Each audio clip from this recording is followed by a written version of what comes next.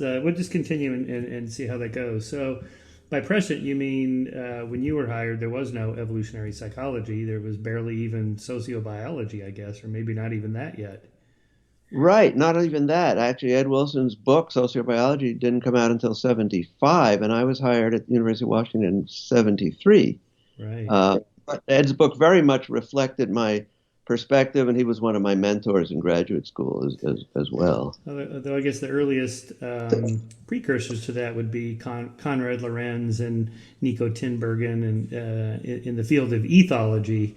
That name is almost never used anymore. When I was in college, that was what we studied when we took a course in animal behavior, was ethology.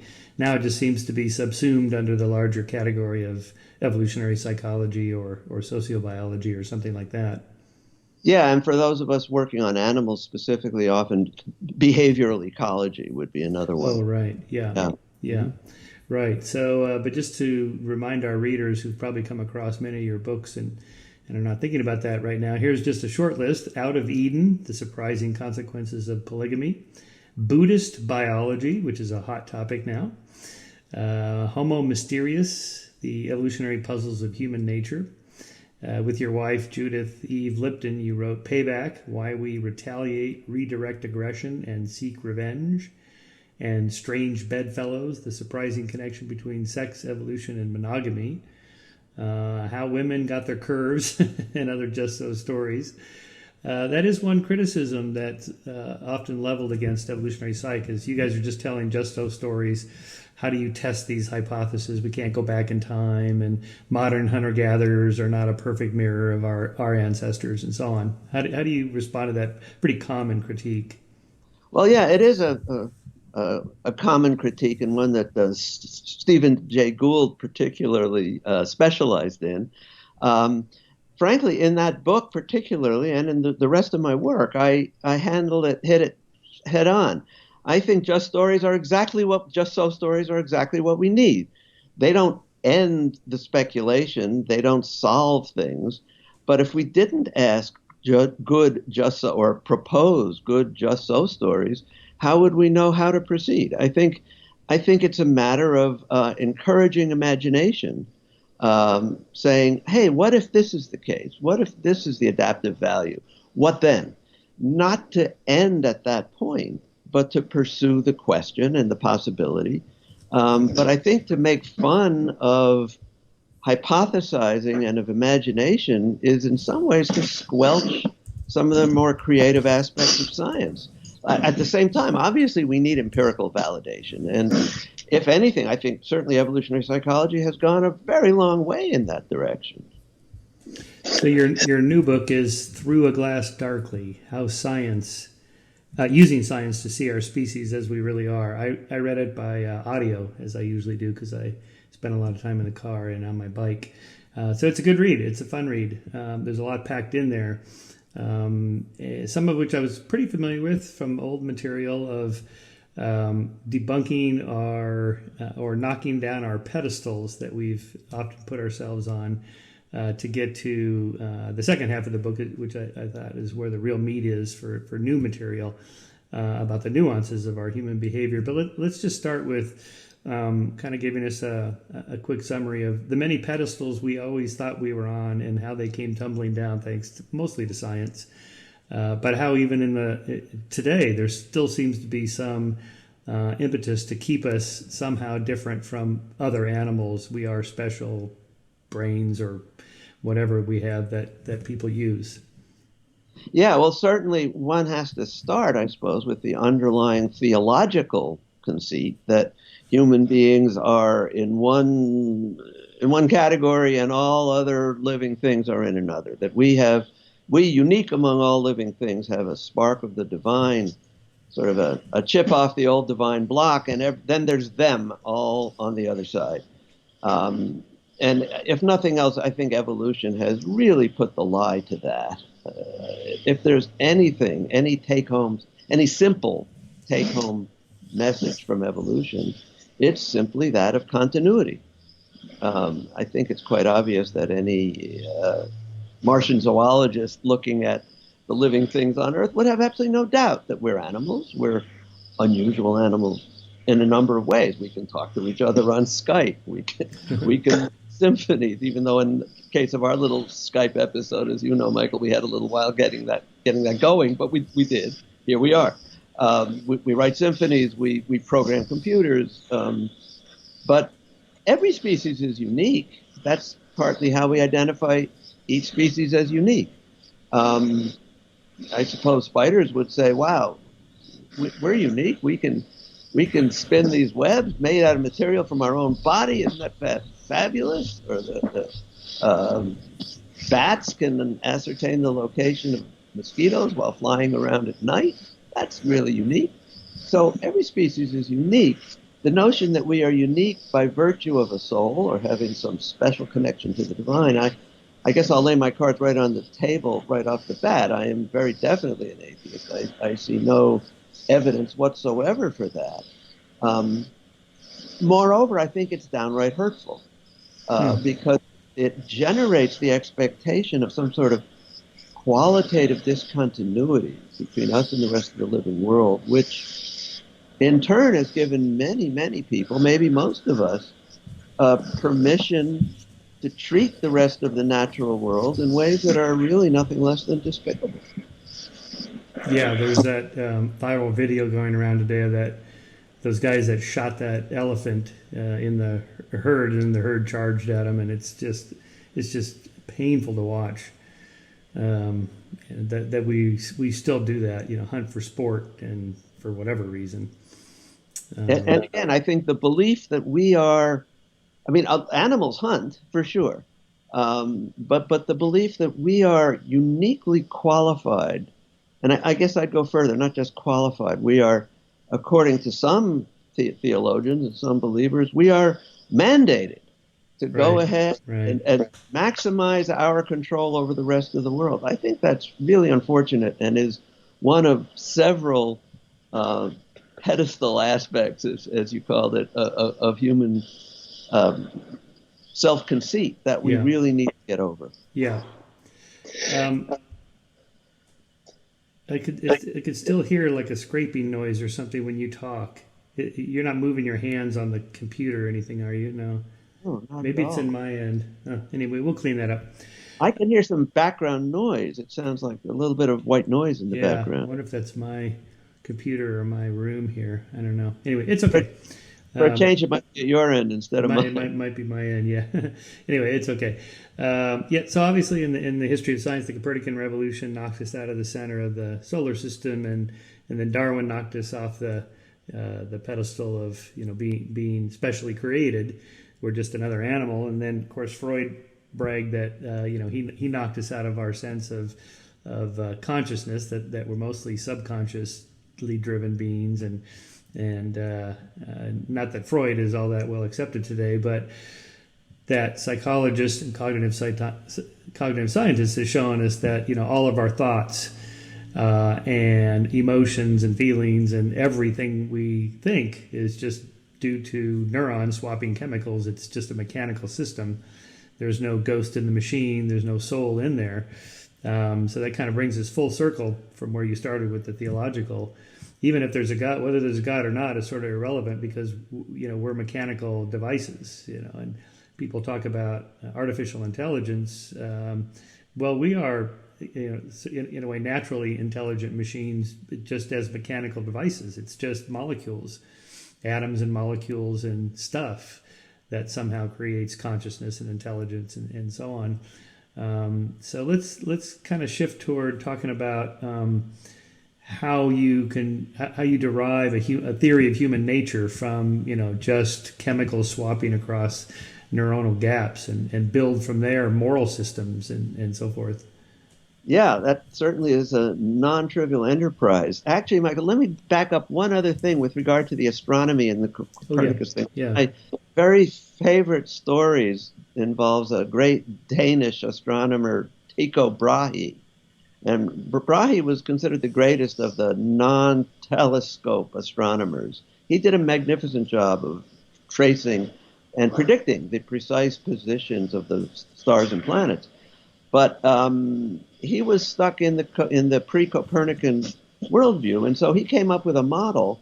It's a fascinating model in which the known planets of his day, Mercury, Venus, Mars, Jupiter, and Saturn, all revolved around the sun, which his findings necessitated.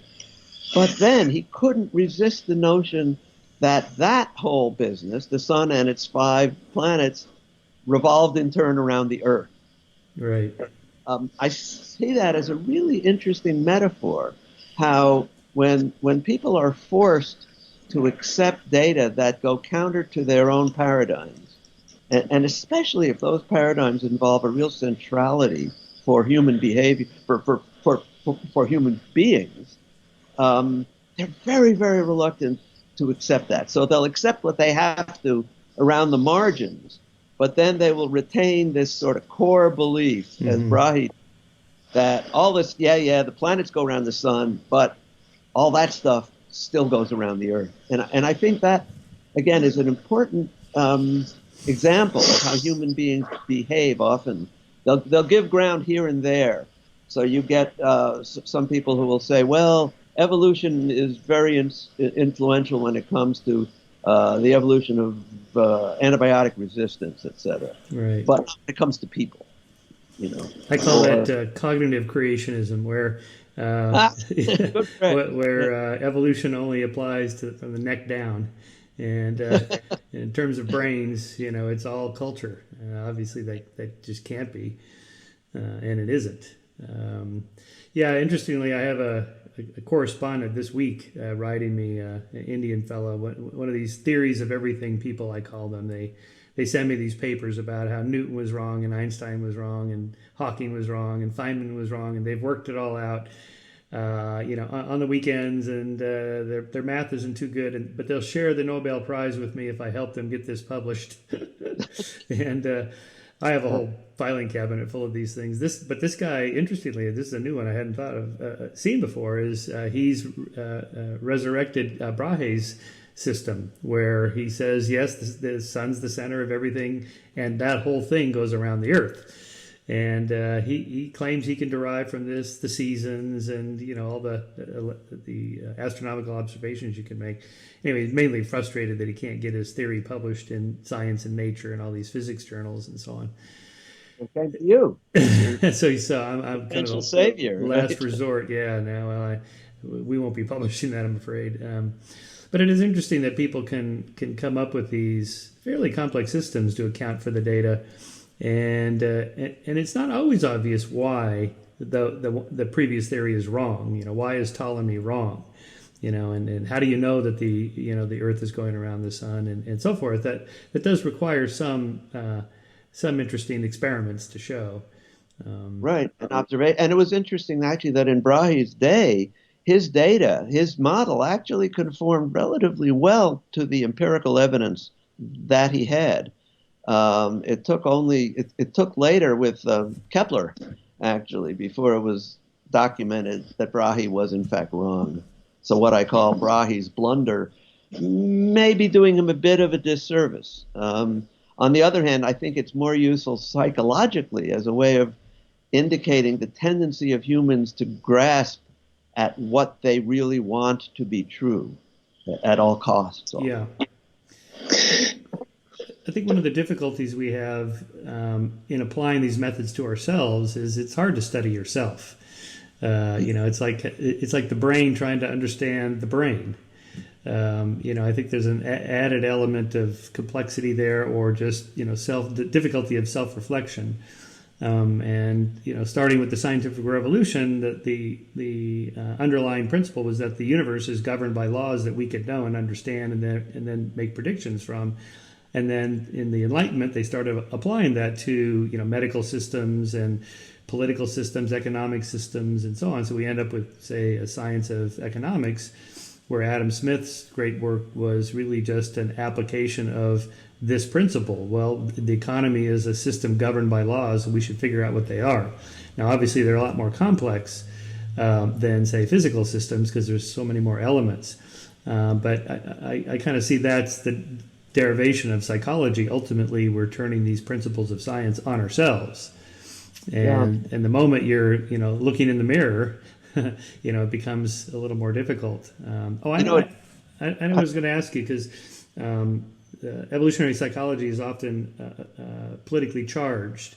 It seems that in this case, the right, people on the political right, seem to like the idea of evolutionary psychology more than those on the left. And Stephen Jay Gould, famously a far left progressive, he'd probably call himself today maybe a Bernie supporter or something like that, was very critical of evolutionary. And he was an overt socialist, not even democratic. Right. And yet your politics are fairly left-leaning, right? You're a liberal, and yet you fully embrace evolutionary psychology. So how do you square that seeming political difference of perspectives on human nature and why people on the right would seem to like a human nature that's more fixed or determined, and people on the left want a human nature that's more flexible and malleable and susceptible to social change? And yet, how do you square that?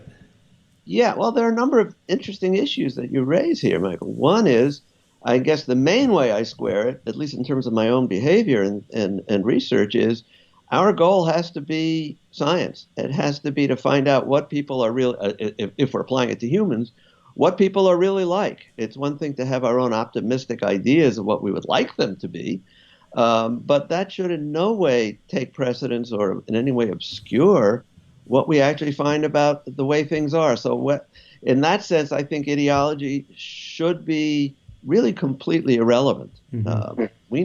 I say unblushingly that there's a real world out there, and I think part of that real world includes our own human nature, and we need to look at that as clearly and non-ideologically as we can. So that's, I think, the bottom line. When it comes to the actual politics, it's really quite fascinating, because if you look at the early response in the mid-19th century to Darwinism, this response was particularly one of horror on the part of the right wing. Conservatives were, in Europe, they were reeling from the recent revolutions of 1848, which threatened just about everything in terms of the royal and aristocratic structures in Europe at the time. And here we have Darwin saying things are not permanent. The way things are was not created by God by a special creation, and the next step by obvious extension is these royal families are also not created by God, and their position is one of continual flux, just like the evolutionary world. So actually, progressives, liberals, leftists in the mid-19th century embraced Darwin, including Karl Marx. Mm-hmm. So I think there's a real paradox here. And there are a number of other factors, not least of which I think when evolutionary biologists, such as myself, try to uncover aspects of human nature, we are not arguing in any way that these things are good. You may find that we do find that males are more aggressive than females. They're more sexually aggressive. They're more interpersonally male-male competition aggressive. That doesn't mean that that's a good thing. It's simply a fact, and then we have to figure out how we want to deal with it. I think there's a long-standing bias, and it's easy to fall into it. And frankly, I fall into it too, as does my wife, in favor of the natural, right? Natural foods, natural childbirth. Right. It's easy for men to like natural childbirth, I suppose. But yeah. Natural environments. And so there's a kind of tyranny of the natural, I think, whereby people think because it's natural, it must be good. So if evolutionary biologists point out some of our more unpleasant characteristics, it's then misinterpreted, I think, by many to say, well, in that case, you are somehow supporting and condoning them. Not at all. Right. No more than when physicians study AIDS or pneumonia. They're not condoning these diseases. They're trying to understand them. So when you hear an argument like, well, if intelligence is mostly genetically determined or heritable, and there are group differences in intelligence, then you're making the case that these groups cannot pull themselves up by their bootstraps because they're locked into these biologically determined social status or social station. You're familiar with this argument. How do you respond to that? Well, I think it's a very dangerous argument. I think that my main response is I would like to see the empirical data that is really valid, that is independent of the role of cultural tradition, family dynamics, expectations. I mean, here I am a biologist, but I think it's really important that we pay serious attention to these other considerations before we make these blanket generalizations. I think I'm reminded of one of Carl Sagan's wonderful sayings. I knew Carl fairly well. We actually attended a number of symposia together. We were on the stage of symposia together in the 1980s during the anti-nuclear days. I would talk about psychology of nuclear war and nuclear deterrence, and he would talk about the need to achieve this wonderful phrase, basic planetary hygiene, by getting rid of nuclear together. In any case, one of Carl's wonderful sayings, and oft repeated, is extraordinary claims require extraordinary evidence. And I think we should modify that a bit. It's a little more complicated and won't fit on a bumper sticker, but maybe modify it to something like claims that have significant and potentially hurtful social, economic, and psychological consequences require that they be examined with particular care. Right. They not be simply spewed out because they can be really hurtful, and we want to make absolutely sure they're true before anyone claims that they're part of science. Right. Well, that would certainly apply today to issues like race and IQ, or anything related to subjects that have to do with where people fall in society and how well they're flourishing or not. Which is why I think this lawsuit against Harvard by the Asian students for discrimination that's going on this week, I'm very conflicted about this. I mean, I like the idea of a meritocracy in principle, but on the other hand, just intelligence by itself, or scores on an SAT test by itself, is not what life is all about. There's a lot more to it than that. And I'm sympathetic to kids that grow up in single parent homes, and they don't have high quality food, they don't get exercise, they went to crappy schools or grew up in crime ridden neighborhoods. I mean, it's not possible that they could go to a SAT prep school and get all ready for it. They just probably show up and take the test, and they don't score as well. And so it seems like we do have a moral obligation to try to help people at least achieve whatever their level of biological, genetic upper limits are. And I think we're still a long ways from that ideal.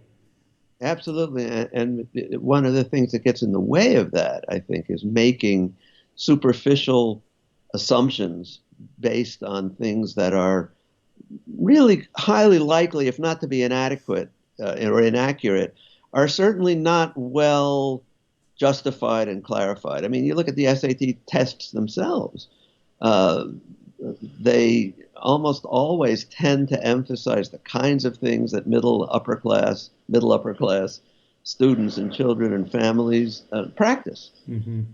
So we're a long way from being able to get an accurate perception of these things. On the other hand, I would say, as a scientist, if it turns out there really are racial differences and behavioral predispositions, and by the way, I see no evidence whatsoever that there really are, but if there are, then I think we need to know that, and we need to try to deal with it.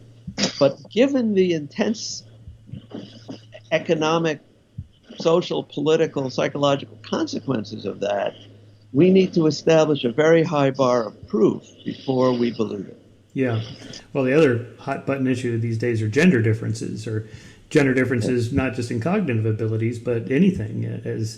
As we speak, I've been reading this morning this articles about this transgender woman. It was a man transgendered to a woman, transitioned to a woman. Sorry, and then won a big bike race last weekend in LA, a World Cup championship, Masters division, age 35 to 40, I think it was. And you see the picture of her on the podium with these two other women who are petite, and she's 6 foot tall and just massive, and on a track that's a real advantage. And her argument is, my testosterone is low, so you can't say I'm a man because of my testosterone. But it seems to me it's a lot more than that. Physical size, muscle strength. There's, the chromosomal consequences of growing up as a man or a woman, has a cascading consequences to lots of physical factors that make a difference in athletic performance.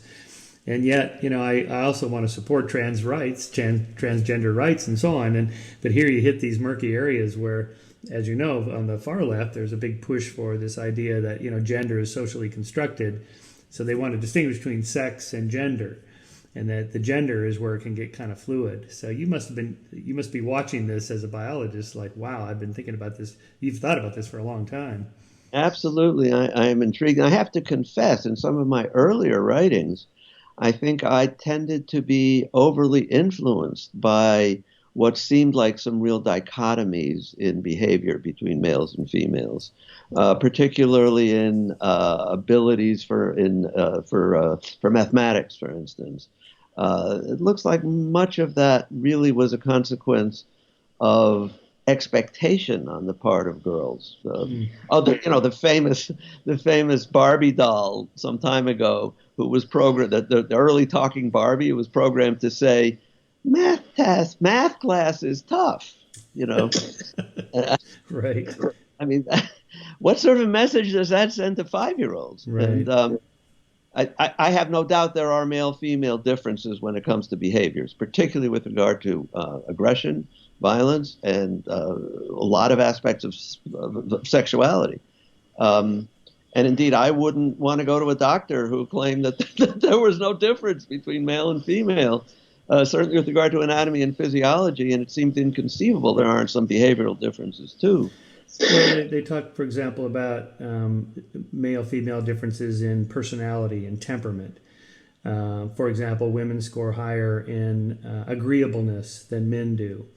And being kind of a disagreeable, curmudgeonly, competitive, high risk-taking male leads to more success in certain professions, maybe as a Wall Street trader or some at the top of the corporate ladder where you got to work 100 hours a week to get there and be uber competitive.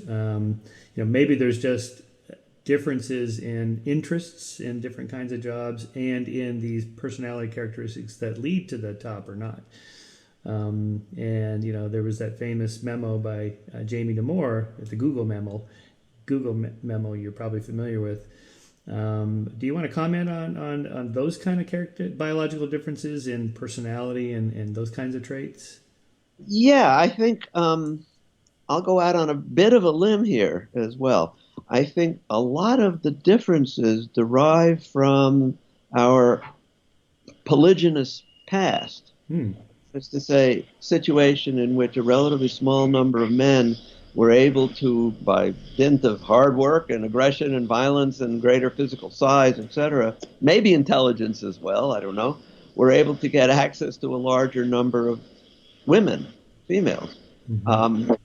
One consequence of that, or one aspect of that, has been, I think, a greater tendency for males to push themselves, to show off, to be more assertive in a variety of ways. Not necessarily to be any smarter, in fact, maybe even not, but to be more intimidating, more inclined to be the alpha individual.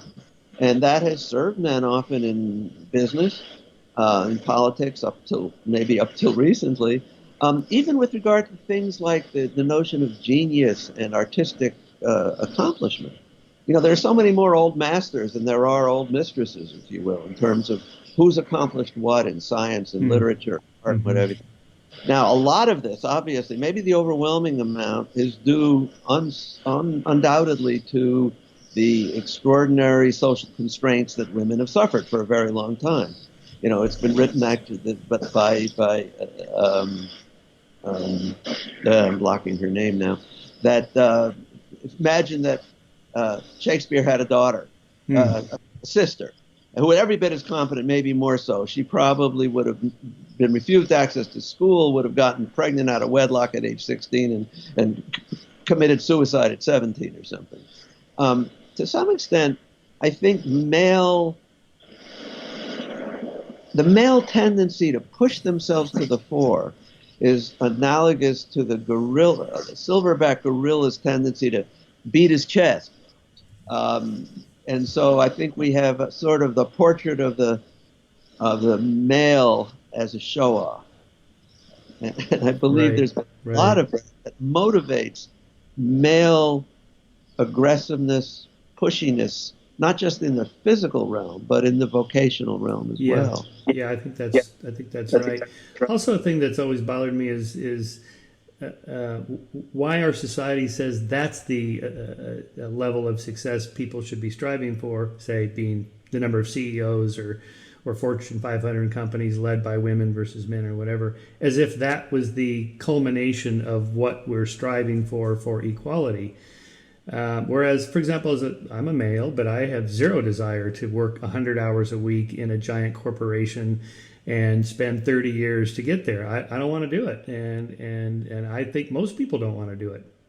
So the idea that there has to be perfect 50-50 gender outcomes for everything, number of astronomers, number of medical doctors, number of CEOs or whatever, why should that be in the first place? And if it isn't, is it always because of discrimination, or are there other factors like interests or desires or career goals or whatever?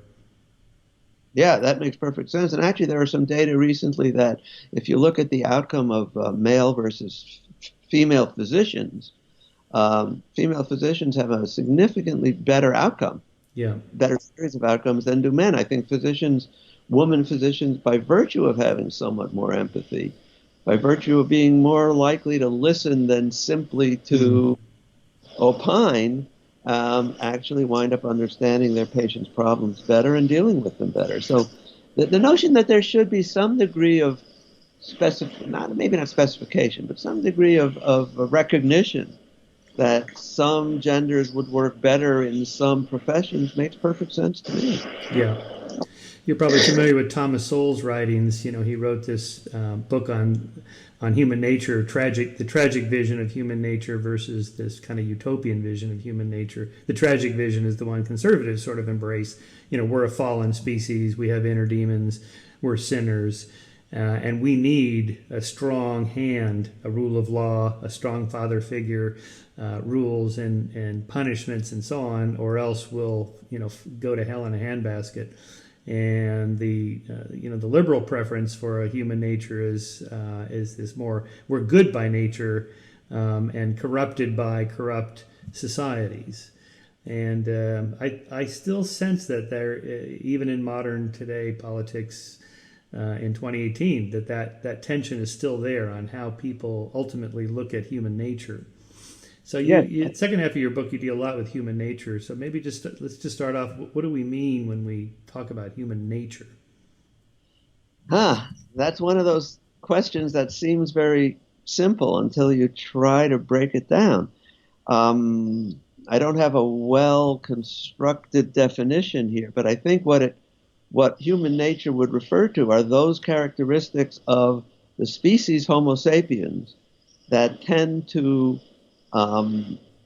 be true, not necessarily just of individuals, but are true of the great majority of human beings generally, and that underpin the cultural, linguistic, and other more superficial differences that various societies impose or provide on us. So that I think, as a metaphor, it's as though there's a cake and there's the superficial icing, and there's lots of different icings on that cake, depending on whether you're an Inuit or an Amazonian or a Wall Street tycoon. But that underneath the cake tends to be remarkably pan-human and consistent. Mm-hmm. And in that sense, incidentally, Michael, I think you raised the question about the politics of evolutionary psychology or human sociobiology. Yeah. Um, I think it's unfortunate that there are many left-wing people, my own colleagues and friends, who worry about the somehow potentially racist implications Yeah. of natural biology. And I think there can be if it's misused. But I think I would emphasize that more than anything, an evolutionary approach to human behavior is really a very cogent antidote to racism because it focuses again on what I just called the underlying cake, the pan-human traits that unite us all, regardless of our skin culture or pattern of eye folds or the language that we speak. And so I think by focusing on human nature, what we really can do is provide some of the most potent arguments against racism that are conceivable. Yeah. I'm not sure why that comes in counterintuitive. It seems like the easy way to go is, well, if it's human nature, it's genetic, can't change it, why bother having social programs to try to fix ills? The harder thing is what you just said. Well, no. Actually, it's the opposite. We have a common nature underneath all the surface features that we should focus on. And I'm not sure why our minds automatically go to the first one instead of the second one. Yeah, I'm not either. I mean, it just kind of seems to. I mean, the moment someone like Charles Murray shows up, on a campus, all hell breaks loose. It's this implications that IQ is determined genetically, and therefore blacks are inferior, and therefore, and just and then the whole thing kind of dissolves quickly from there. And to counter it, it takes more arguments to say, well, no. If it's genetic, it means we can do something, and these are the things we should do, or something like that. I think, in all fairness to those who do protest that kind of the appearances by Murray, and I would not be one who would do so. I believe strongly that the best response to bad speech or bad science is good speech and good science. Yeah. Hear them out, and then, if need be, make fun of them, point out the holes in their arguments. But I think at the same time, I think it's worth recognizing that some of the anger does derive from the gross misuse of science in the past, and often in the not very distant past, to support eugenics, yes, sterilization, and so being extra careful again is maybe consistent with my rather long-winded modification of Carl's meme there. I think that's right. I re-listened to Gould's Mismeasure of Man, which has been roundly criticized in that it doesn't apply to current IQ tests and that sort of thing. Okay, maybe. But the history part, it is pretty abysmal how science was misused in the interests of maintaining the social status quo in the 18th and 19th and middle, at least all the way up to the middle half of the 20th century. But of course, at the same time, that's absolutely true, and it absolutely has to be kept in the forefront of our minds. And yet, that should not by any means be used, as I think some people do, to justify discounting science, because it can be abused.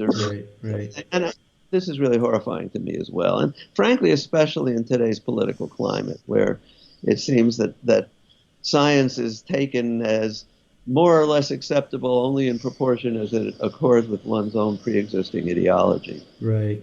That's horrifying. And that's why I wrote this book, in part, to try to point out that there is much in human beings and human nature that we need to understand, whether we like it or not. A lot of it is somewhat dark in its implication, but not all of it. Yeah. And more than anything, I like the idea of being able to see ourselves through a glass brightly. Right. Sort of a modification of Paul, in the Corinthians, where Paul says, "This is not a direct quote, but now we see darkly, but eventually we will know each other. We will know we'll see God face to face, and know the truth." Well, the good news is that we can see ourselves through a glass, through the lens of science, through that glass, brightly, right now. Right. You don't have to wait till we die and maybe will or will not see our creators. Right. Admittedly, we don't have all the answers, and science is an ongoing process, as you well know and have said so beautifully. That's the good thing about science, is that it corrects itself. One of the things I like about your writings is you pull in a lot of literary references and quotes and poems and pop culture references. So you must do a lot of broad reading. Yeah, I do. We hardly ever watch television. I think that There's helps. that helps. That makes a big difference. And then, to be honest, our children are now have now flown the coop. They're off on their own, and so we see them and we see our grandchildren. But one of the payoffs of of that situation is we have more time to pursue the rest of the world. The other thing I like about your writings is, particularly on issues like aggression, violence, war, is that instead of moralizing about it, you treat it as a problem to be solved or a problem to be explained or understood in a purely scientific way. So let's think about human violence and aggression. What's the logic behind it? Why would somebody want to hit somebody else or steal their stuff or rape their women or pillage their village? Right, all those wonderful things that many of our ancestors have done. Well, I think again, there's no unitary explanation. I mean, one of them certainly is that those who have been unduly successful, and usually successful in doing that, have undoubtedly reaped not only social success but genetic success as well.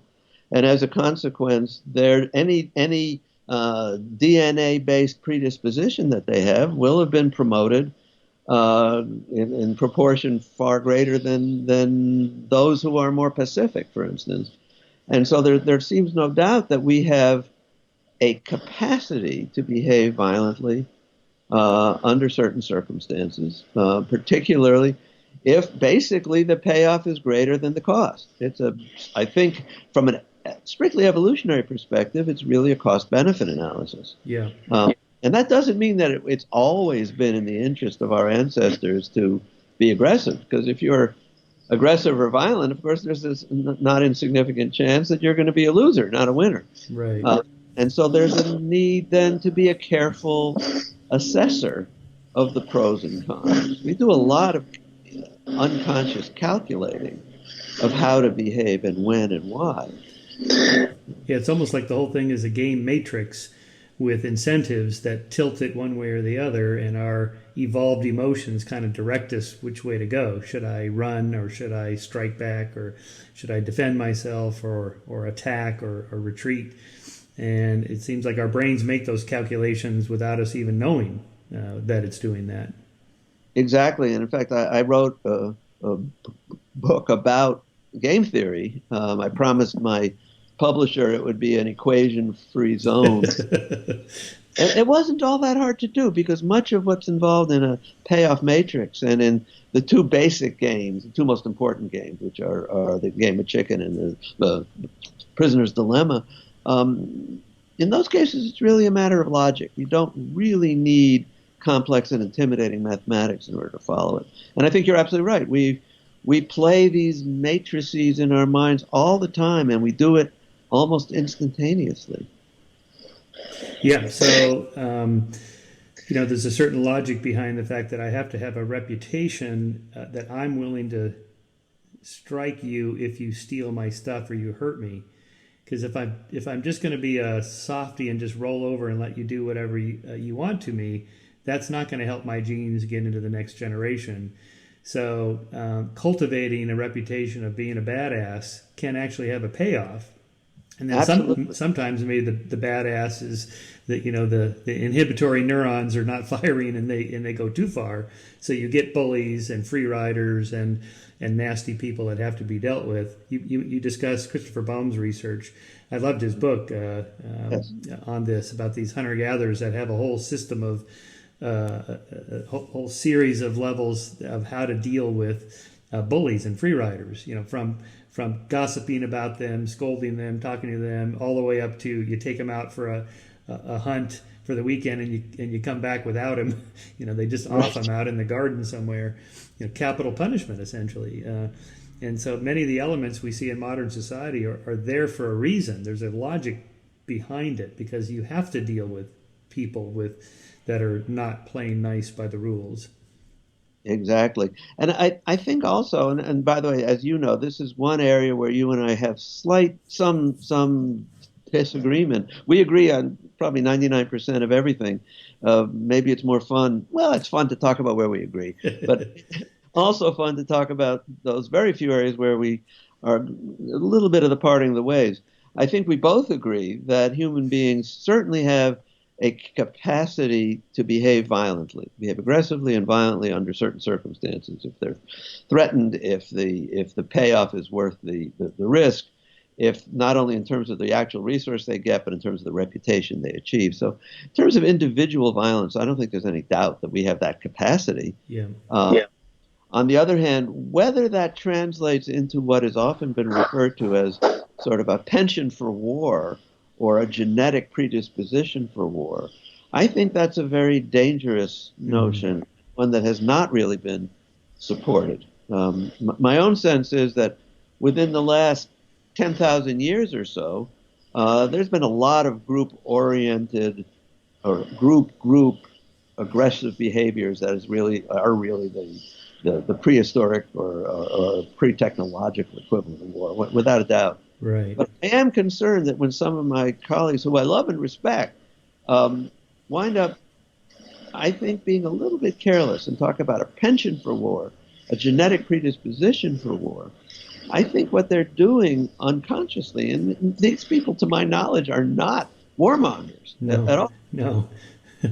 But I fear that they lower the threshold that many people have as to the expectation of the immutability of war. Well, let's talk about first how that data is even collected, because you'll see these studies cited where, like, in a grave from 10,000 years ago or 20,000 years ago, 25% of the skeletons, the people died violently because the skeletons have marks on them that indicates, they were their skulls were crushed or their necks were choked or whatever.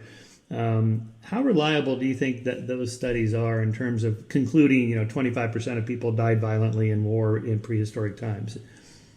Yeah, I can't say. I'm not an anthropologist or an archaeologist, but my guess is that it's certainly important information. Those are data points, without a doubt. I think it's also true that we're far more likely to locate we don't locate very many of these anyhow. When we do, they're very important and interesting. But I think we are more likely to find these things where there are group burials of one sort or another. And really, I agree with you, absolutely incontrovertible signs of violence, and it would have had to be group-oriented. It wasn't suicide. Right. Individual homicides. But to what extent is this reflective of our evolutionary past remains to be seen. Yeah. Especially because 10,000 years ago is a long time ago, but in our evolutionary history, it's really a drop in the bucket. Yeah, that's true. There are some other factors, too, that I think we have to consider, and not the least of which is what would be the effect, even if this went on significantly earlier than, say, 10,000 years ago. What would be the effect of that on the gene pool of those who are found subsequently, who are those genes that are projected into the future? Well, it seems to me it's entirely possible that those who engaged in a great deal of violent intergroup conflict would, on balance, have projected fewer of their genes into the future. Mm-hmm. And so a lot of this intergroup violent conflict may well reflect that war was somewhat important in our early history, but it may have been important in selecting for those who don't go to war. Yeah, right. That's right. Yeah, that's right. The logic could go the other direction. And I think we need to consider that before we make some of these, I think, rather dangerous conclusions, because the dangerous conclusions, in my mind, lead to a kind of fatalism that says, well, maybe we're not so war prone, but the other side is. And so we're going to do all these other things. And moreover, if you actually look at modern war, Michael, as I'm sure you know, there isn't a great deal of anger that's actually reflected. There's a lot of boredom, a lot of hurry up and wait, a lot of bureaucratic decision making.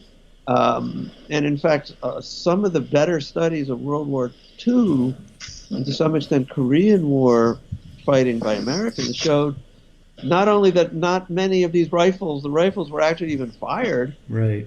The motivation was largely one of group solidarity, defending your brothers, right, rather than hatred toward the other side. Yeah.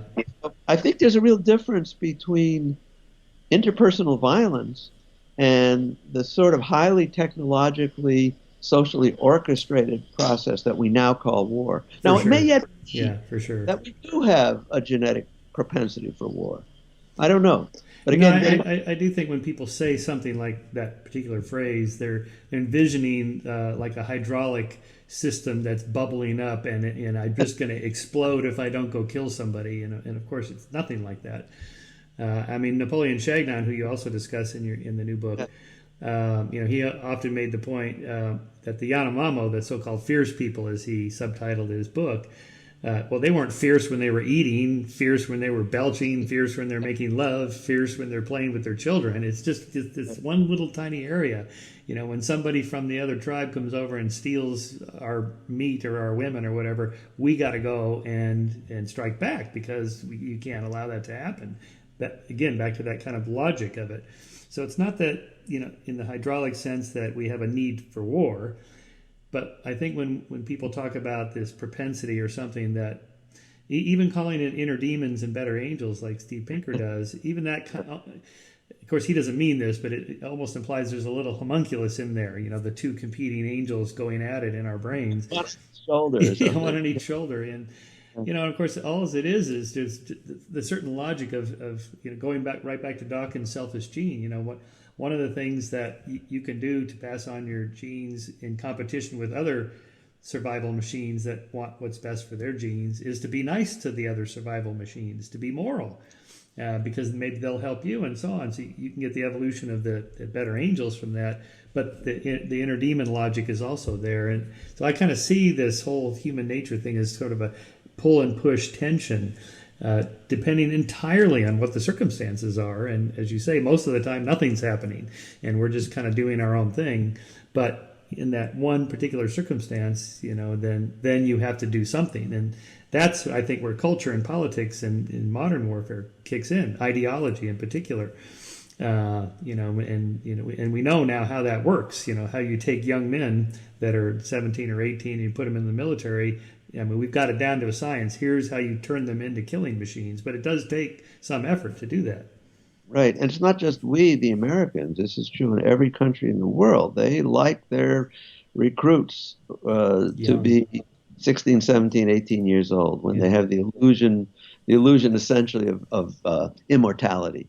And with regard to this notion that you raised earlier about this sort of the Lorenzian vision of action-specific energy that's somehow ready to bubble up.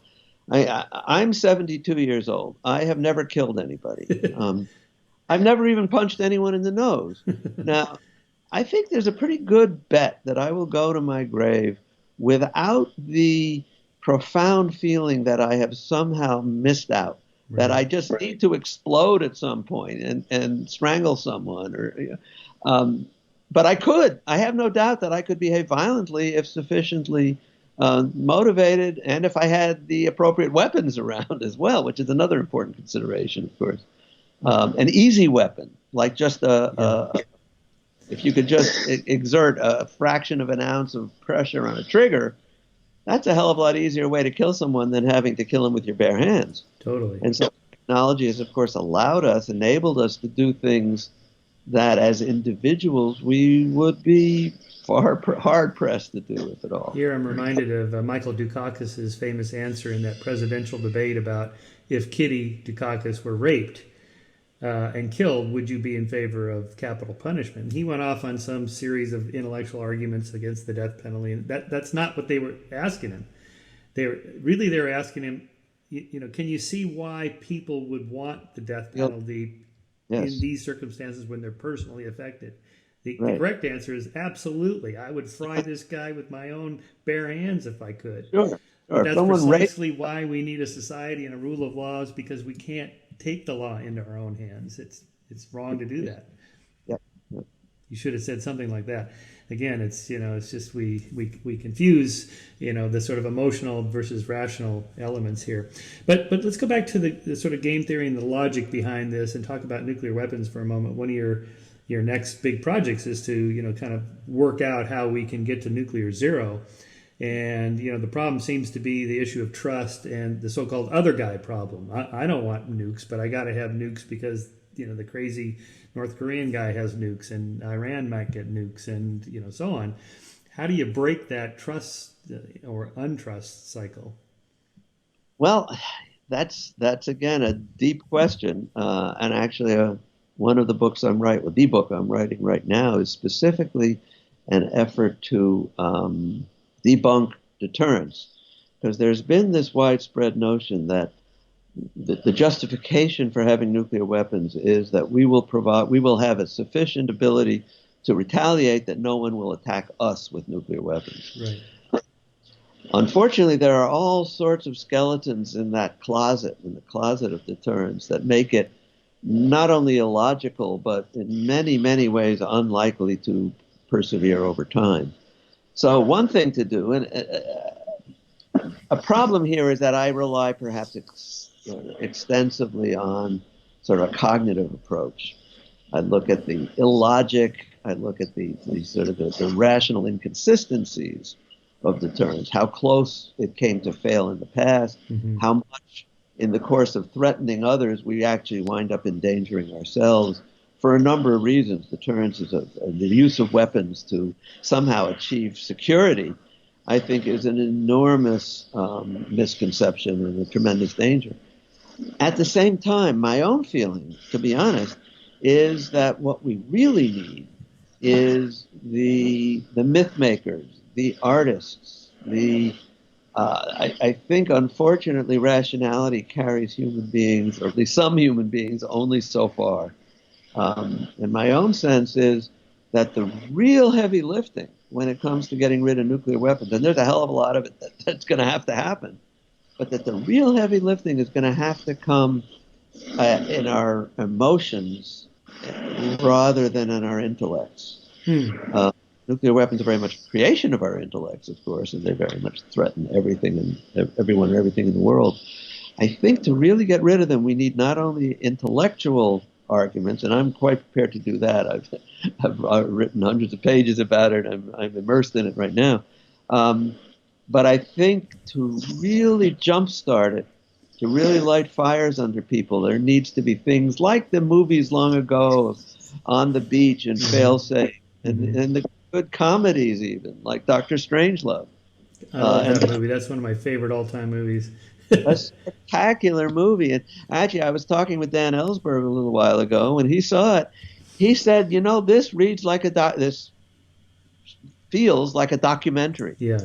It was so close in so many ways, which I found both. Well, Kubrick was a student of, global thermonuclear war theory. He read, I forget the name of the guy's book in the late 50s that sort of outlined the theory behind deterrence and all that before. Actually, it was Henry Kissinger was one of the main ones. Nuclear Weapons and Foreign Policy. Oh, right. And Herman Kahn. That's it. Yeah, Herman Kahn. Yeah. But to someone like them, wouldn't they say to you, well, deterrence has worked. We haven't had a nuclear war. Right. And there are many interesting arguments about that. I mean, first of all, it's true. We haven't had a nuclear war. Whether that is true because deterrence has worked is another question. Robert McNamara commented several times that he thinks the reason we hadn't had a nuclear war, particularly over the Cuban Missile Crisis, was, quote, dumb luck. Nothing more, nothing less. There's some logical fallacies here, too, to say that it's worked. I mean, if deterrence hadn't worked, we wouldn't be around to congratulate ourselves on the fact that it. I think that's unfair to Kennedy and Khrushchev, who I think maybe worked toward de-escalating the tensions there over Cuba. I don't know why McNamara would call it dumb luck. I mean, there might have been a few elements of luck along the way, but cooler heads prevailing in the war room when what's his name wanted to just bomb him to the Stone Age. Yeah, and Kennedy's like, no, we're not going to do that. Well, that's not luck. That's somebody with a moral compass. Yes. On the other hand, Michael, there actually were some significant aspects of luck. For instance, it's not as well known to the Americans perhaps as they ought to be that right during that time, it turns out by dumb bad luck, a U-2 plane wound up going off course over Siberia. the Soviets scrambled MiG fighters. The United States spent scrambled 104 Lockheed fighters with air-to-air nuclear missiles to take down that squadron of MiGs. Well, at the last minute, the U-2 realized it was in the wrong place and was swerved back out of Soviet airspace, and that problem went away. But this was during the Cuban Missile Crisis. It could have gotten a hell of a lot worse. One more example that's, again, hardly known. There was a Soviet submarine off the coast of Cuba that was detected by the U.S. Naval flotilla, who began bombing it with depth charges. Not real depth charges. These were practice depth charges. They were trying to send a message to the Soviet submarine. We see you. We know you're there. Come on up. From the Soviet perspective, within the submarine, they didn't know this. They thought they were really being attacked. And a few of their major electronics were knocked out. They weren't able to communicate with Moscow. They thought nuclear war was going on. They were about to be killed. They, unknowns to the Americans, at least one of their torpedoes was nuclear armed. Wow. And they were given the authority to use that in the event that they thought that they were being attacked. They thought they were being attacked. Two of the three Soviet officers who had to give approval said, yes, use those nuclear missiles. And they were armed and ready to go. The third one, the captain, said, no, I don't believe it. I'm not going to take that chance. So it didn't happen. Now, had he fired a nuclear torpedo at the U.S. Caribbean fleet and destroyed most of it, what would have happened? Well, yeah, that would have been catastrophic. Yeah, and it may have been dumb luck that this one guy among three said, no, I'm not going to do that. Right. I'd like to think it's purely a function of our high-level, beautifully functioning rational minds. Right. But part of me reminds me of the story of the guy who jumped off the Empire State Building. So far so good, yeah. Yeah. So, but still, if you had a handful of recommendations to make, like the 5 steps to get from 10,000 nuclear weapons to 0, how do you do that? How do you tell Kim Jong-un, go ahead and denuclearize and we promise we'll be nice to you, but we're not giving up our nukes, but we have to give up something for these kinds of exchanges. How do you do that? Right. Well, there are a number of things I think we could give up.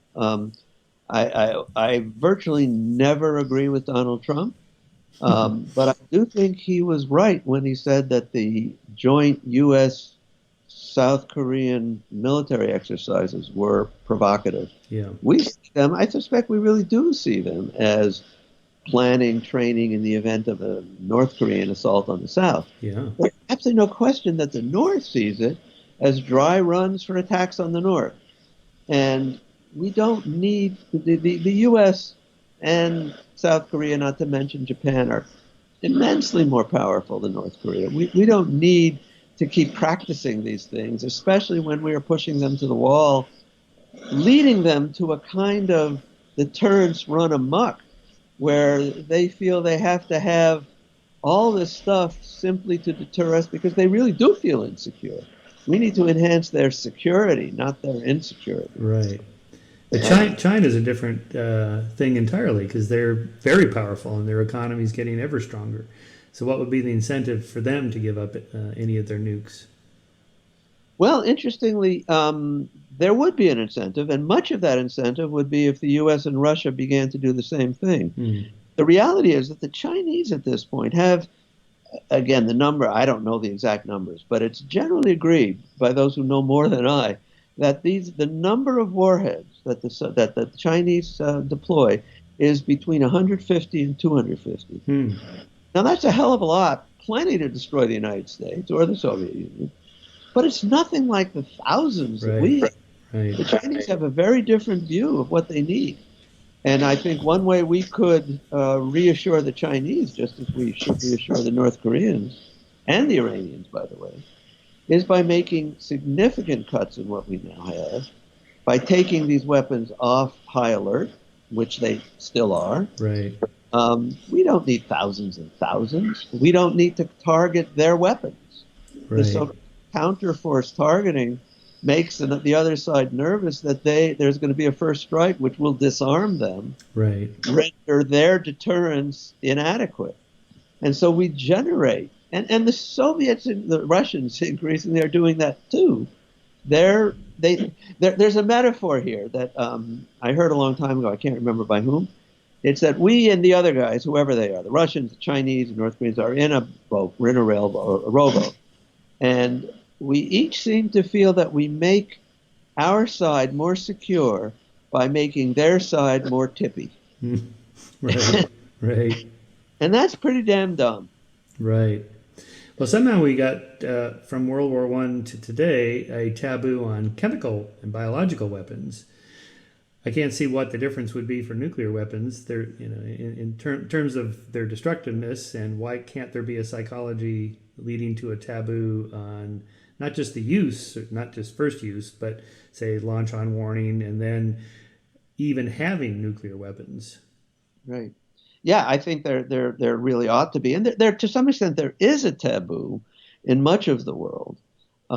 I wish that taboo was more widespread in the upper echelons of the major nuclear powers, which are really the U.S. and Russia. Between us, we have more than 90% of the world's bombs and warheads. So that taboo is there. One of the things that worries me a great deal is we have been, and the Russians to a lesser extent too, have been undermining that taboo, in particular by fielding smaller, more accurate nuclear weapons. Now, that sounds like a good thing. Why blow up all the city if you could just blow up a small part of it or something? Right. But the problem is that this is being done in an effort to overcome one of the big problems of deterrence, one of the real logical inconsistencies of deterrence, which is its lack of credibility. Given the horrible destructiveness of nuclear weapons and the fact that the use by one side would almost certainly result in retaliation, and then the whole blows up. The use of nuclear weapons is very incredible. It'd be like saying to your son, eat your green peas or I'm going to blow up the house. Right. It doesn't carry much weight, much cred. Right. And so what both sides, particularly the U.S., have been doing to increase this credibility is generating and deploying smaller, more accurate nuclear weapons. Mm-hmm. Why? Well, because their use would be more credible. The problem is the way to make these weapons more credible then is to make them more usable. So you're getting around the credibility problem by increasing the chances that the damn things are going to be used. Right. Like one of these, Oriental finger puzzles. Right. The more you pull, the harder it gets. Yeah. So we're undermining deterrence in the process of trying to shore up its credibility. Do you have an opinion on the use of nuclear weapons at the end of World War II, that we really needed to do it to save 1 million American lives or whatever the number would have been? Or, on the other side, that the Japanese were about to surrender anyway, and once the Russians got into the war, we only had to wait a few more weeks and not use the nuclear weapons? Yeah, that's a fascinating question, and historians have argued about it. Now, I'm not 100% sure. I'm inclined to think that we didn't need to use them. If you look at the strategic bombing survey that the U.S. well, it wasn't the Air Force at the time. There wasn't an Air Force. It was the Army Air Force conducted, and they concluded that the Japanese were on the verge of surrendering anyhow. And it has been argued that the use of nuclear weapons in Hiroshima and Nagasaki by Truman was not the end of World War II. It was rather the beginning of the Cold War. Yeah. SALON. At the same time, it's not an easy argument. My father was in the Canadian Army at the time, and he was training for the invasion of the Japanese homeland. Yeah. And he was delighted when Hiroshima happened. Yeah, same thing with my father. My father was on a destroyer in the Pacific, surrounding aircraft carriers as they were moving toward Japan, and the kamikaze pilots were coming in, and he said, when the bombs dropped, the war ended, he was elated. Breathed a sigh of relief. Yeah. So I think the argument can go either way. Yeah. I'm less confident, or I'm not really confident even about Hiroshima, but the Nagasaki bombing strikes me as being especially unnecessary, to be honest. Mm-hmm. The Hiroshima one was pretty damn clear. Yeah, that's right. And it seems to me after the Hiroshima one, certainly, if that was justified at all, and I'm not sure it was. But after that, a demonstration blast in Tokyo Harbor, especially if it had been announced in advance, this is going to happen, would have been pretty darn persuasive. Yes, right. So today there's something like 7,500 active nuclear weapons down, from 80,000 or so back in the 80s. So that's real progress, but that's still enough to trigger a nuclear winter by Sagan's calculations, and Sagan and his team. But I can't remember what the number now is. It has to be like well below 1,000, maybe a few hundred, that would not trigger a nuclear winter and a possible species extinction event, or at least civilizational species extinction. I wonder if we can get to that number, say 500 or less, and then use that as the deterrence argument, and then it just stops there. In other words, maybe 0 is too ambitious a target. Yeah, I think it is too ambitious right now. In the long run, I think it is needed, as Carl said, just as a matter of basic planetary hygiene. Yeah. Ultimately, it has to happen. In the medium to short term, absolutely. We don't. I mean, the prospect of one equivalent Hiroshima bomb exploded on Washington D.C. or on Moscow or on Peking, almost anywhere, should be a very effective deterrent. How about 2, 3, 4, right. A dozen, 50, 100, right. 100? 200, at some point, these levels of what used to be called overkill really are absurd. Yeah. And they truly are not needed. We get into like hamsters on a wheel. And there are a number of reasons, social, economic, financial, psychological, that drive that. But if we're half as smart as we seem to be, yeah. claim to be, I mean, we invented damn things. That wasn't an easy intellectual accomplishment. Right. I would think we could do that too, and I do remain optimistic about that, and I think we have to be. I read your friend Ellsberg's book on nuclear weapons, The Doomsday Machine, where he reprints essentially his notes from when he worked at the State Department, and his conversations with people like McNamara on how many people would die in a nuclear exchange, and the numbers are just staggering. I mean, it's just, you can't even imagine what it would mean to lose 100 million people in an afternoon. But they talked about it like they were talking about the GDP growth for next year or something. It was like, oh my God, it's really unbelievable. Well, it's a fascinating example, I think, of how human beings are capable of dichotomizing their emotive, feeling subjectivity from their logical, cognitive, often mathematically oriented analysis. And game theory is a really interesting example of that, where in game theory the whole goal is to maximize payoff without any look at ethics. Yeah, among right. Yeah. Well, in terms of what Trump has done, people are very critical of him, obviously, but at least he's talking to Putin and Kim Jong-un. And when you're talking to somebody, well, you're not fighting with him, at least at the moment. So it seems like that might be actually a good thing in the long run. Yeah, I think it probably is. I wouldn't give him a whole lot of credit because in terms of, say, Kim Jong-un, he generated much of this problem. He brought us to the that's true. Yeah. position. Right. He backed off a little bit, and so I'm not sure I would say, well, good going, Don. You saved the world. Well, he hasn't saved the world yet, and he brought the world much closer to Armageddon. Yeah, that's true. Than any of his predecessors had. I often wonder if Kim Jong-un, it's not that he really wants to use his nukes. He just wants a chair at the table with the big boys and wants to be respected and left alone. And if you look at how America treats other countries that have nuclear weapons very differently than those that don't, maybe he sees himself as just, making Korea great again or whatever. I think that's a very good point, and that's a good phrase, and also maintaining the Kim dynasty. Yes, well, yeah, of course. and it's easy, and I'm not necessarily criticizing the American military during the Korean War, but it's worth noting that the amount of destruction, especially because there's little doubt that the North Koreans started it. Okay.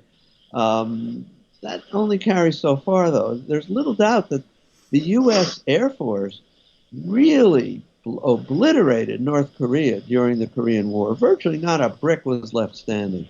And so the North Koreans even now are paying, even though, like I said, they were responsible for the initial hostilities, the degree of destruction that was wrought on their civilians, as well as their military, is something most Americans don't appreciate.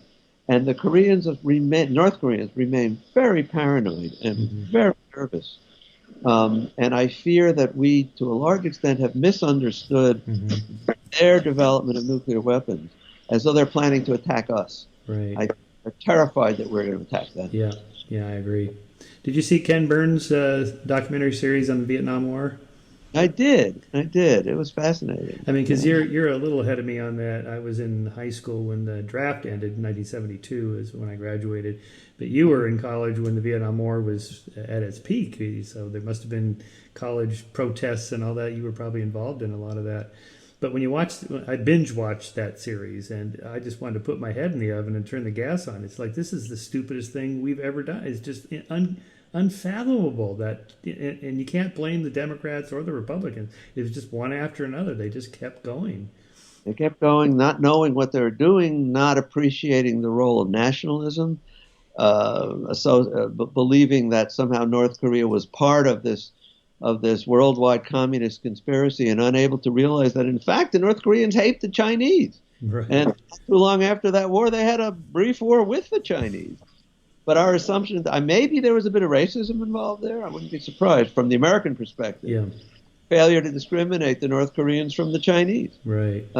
And then there was, of course, the role of pride, the engagement that Johnson had, and then some genuine racism when he was quoted as saying, I'm not going to let those yellow-skinned bastards beat me. Right. So there was that too. Yeah, for sure. So, well, we've been going, coming up on an hour and a half here. So we haven't even talked a whole lot about Through a Glass Brightly, but a little bit.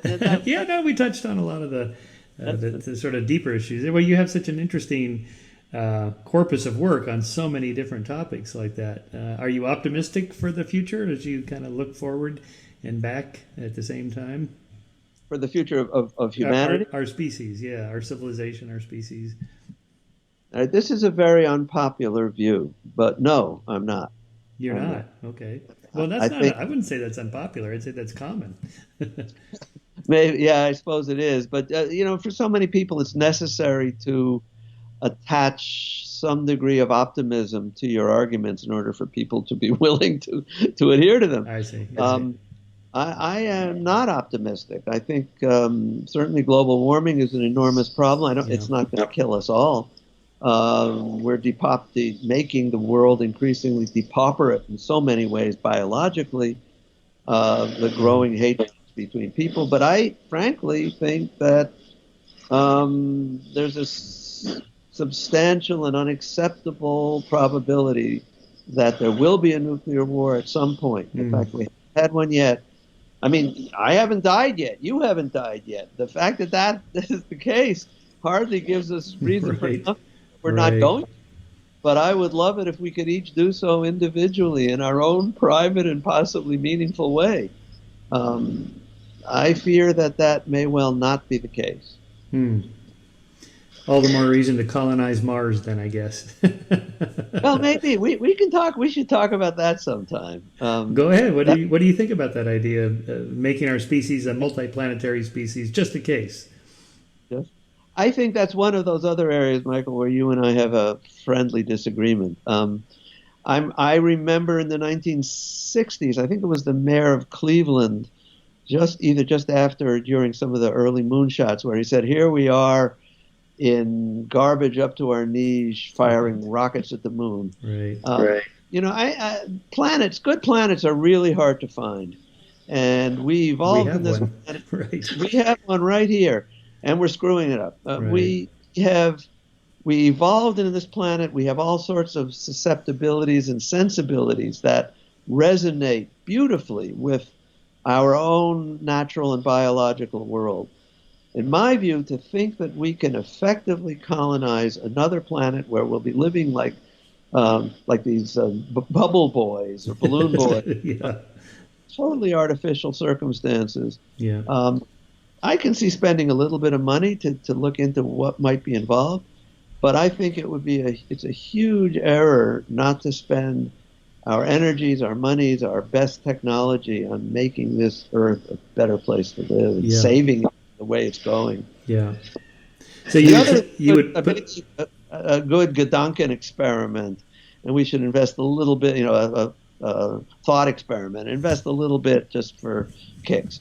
But the reality is we're going to make it or fail on this planet, and I think we have an obligation to do our best for that. so your two biggest concerns are climate change and nuclear weapons. Yes, Yeah. yes. I mean, there are lots of others, but yeah, those would be number one and two. So what's And the other, your next book is on the one problem, nuclear weapons. What's the thesis of your book, and what are you trying to do with that? yeah. Well, the basic thesis is that deterrence is a fraud. That deterrence itself, which has been long maintained as the underlying justification for nuclear weapons, constitutes a whole array of misrepresentations that there's a wonderful Leonard Friedman, a professor of war studies at University of London, and one of the sort of deans of strategic analysts and historians. And he concluded his major book, The Evolution of Nuclear Strategy, saying, the emperor deterrence has no clothes, but he is still emperor. Okay? Right. Well, I think part of my goal in this forthcoming book is going to be to take the role of that little boy in the Hans Christian Andersen story and point to this nakedness of the emperor deterrence and laugh at it a bit and also point out, listen, this guy is absurd. He's dangerous. We need to take an honest look at him and recognize that he's bizarre and doesn't deserve anything like the deference that he's now getting. Right. Yeah, I think the mistake some people make is thinking of it in a binary way, that if nuclear weapons or climate change is not a civilization or species-ending event, then it's okay. We'll survive. And it's like, no, life would be pretty miserable for those of us who did survive, and probably for a long time. Well, I'm reminded of the famous observation that Khrushchev made, that in the event of nuclear war, the living would envy the dead. Right. Wow. Right. Well, that's a good place to end, I think. Is it really? No. Well, if you want to add anything so it doesn't sound so gloomy. No, I think, I mean, your perspective is important because these are real threats that we have to deal with and use our rationality to, as best we can, bring people around to making change. And at the same time, of course, recognizing the limits of our rationality. Yes. Not only, and one of the things I indicate in the book, one of many chapters, is that not only are we not the only rational animal in the world, we have a tremendous amount of data and evidence that lots of other animals are highly rational and cognitive, and that's one of the things that we've deluded ourselves. But moreover, we're not even all as rational as we like to think. Right. So we need to have an honest perception of ourselves. Yeah, I mean, this resurgence of populism, nationalism, economic nationalism, I mean, these are primitive ideas, very tribal. Absolutely. And again, recognizing our evolutionary past, I think, would be very helpful in that. I don't know if have you read George Lakoff's book, Moral Psychology, I think is the title. So his explanation for the difference between liberals and conservatives is so he's a cognitive psychologist that deals with he studies concepts. So he thinks that the difference is mainly which concept of the family you hold as analogous to the nation, the strict father family or the nurturing family model. So the strict father family model is the conservative vision of government as, law and order. We have rules and discipline, and and this sort of thing versus the kind of nurturing family model that Democrats tend to have. It's just a conceptual way of how we talk about government, but it translates into certain policies. So you ask conservatives, what does it mean to be a conservative? Well, we believe in small government. No, actually, you don't, because you make the government grow hugely with military and police and courts and drug laws and so on. That has all grown the government more than the Democrats grow the government. So it isn't small government, and it isn't like just family values or biblical values. It isn't any of those things, because those ideas are contradicted by the things conservatives actually do. Anyway, so it's sort of an interesting. I've been rereading that book, just an interesting way of thinking about current events in terms of our evolved psychology of how we think about the little family unit expanded out to much larger societal level ones where we talk about the band of brothers or the fatherland, the motherland. George Washington's the father of our country. We have these metaphors, and these concepts we use actually translate into actual behavior. Well, I'm really intrigued by that. I'll have to read Lakoff's book. As you describe it, Michael, it occurs to me that maybe what he's calling for is a little bit less patriotism and a little more matriotism. Yes. Something like that. Yes, yeah. That's another good way to put it. Well, what he's after in that particular book is that liberals don't really understand conservatives. Mainly, he's liberal, and he's like, my colleagues, we just don't get it, and the reason we don't get it is we're using the wrong metaphors, the wrong language, the wrong concepts, and even conservatives don't understand what. That's why he says, conservatives say, I believe in small government. Say, no, actually, you don't. That isn't what you're doing. So it's rather interesting to take in terms of current events. That book was published in '96, and he just did an update, I guess, last year after the 2016 election. Everything's changed after 2016, it seems. It does feel that way, doesn't it? By the way, I was going to ask you parenthetically, before Trump, we had 8 years of Obama. I loved Obama. I mean, just, a real intellect. I like the idea of an intellectual leader. And yet why didn't he close Gitmo? Why didn't he become the transparency president? And, the WikiLeaks showed all this stuff that was going on that the Obama administration was doing. How come he wasn't the guy we thought he was going to be? Yes, it's disappointing. I agree. I admired him immensely, and the more we see of Trump, the more certainly the better he looks.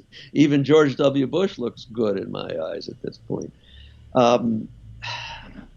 I think it's, I suppose, worth recognizing that he was not the Messiah, as some of us sort of hoped. I think he was overly cautious. I think he was overly optimistic, especially in the beginning, in his early years. Yeah. He really felt that he would be able to reach an accommodation with the conservatives if he simply talked about the logic and the patriotic benefit to the country. He didn't count on such things as Mitch McConnell saying that our main goal is to make sure that Obama's only a one-term president. Right. His main goal was not to help the country. It was to get Obama out, which fortunately he didn't succeed. But I think that bespoke the approach. And beyond that, and this is just my own guess, I have a feeling that Obama was particularly concerned with not being branded as the angry black man. Oh, right. I suspect that he controlled some of his own inclinations so as to be more acceptable to independents and those more or less in the middle. One of the things I study is conspiracy theories, and there's a lot of research now on the psychology of conspiracy theory believers. But one thing they always leave out is that one reason to believe in conspiracy theories is there are conspiracies. There are, your friend Daniel Ellsberg, he was one of the first, WikiLeaker types with the Pentagon Papers. And here, the Johnson administration, the Nixon administration, the Kennedy administration were doing stuff that Congress didn't know about. That in a way is illegal. Therefore, and by definition, that's a kind of conspiracy. And so I have this idea that when you're elected president, they take you in the back room and they go, okay, here's what's actually going on. And, so you can't close Gitmo. And now I know you said that stuff about the Saudis, but we can't do anything with the Saudis because they have all this stuff over here that we need. And you know, I think in the case of the Saudis, that's been going on since before 9/11. That's why, you know, it took Michael Moore to point out in his film, Fahrenheit 9/11, that, you know, the Saudis got on a jet the next day on 9/12 and left the country. How did that happen? You know, there was a ban on all flights. Okay, and now we see this stuff with the Saudis that, you know, from this week, and it's like, well, so what's really going on? How come we don't know this? And it doesn't seem like Congress knows about it. Or those who do, a very small number, and are reluctant to say anything. Right. One way of putting what you were just saying so effectively is that even paranoids have enemies.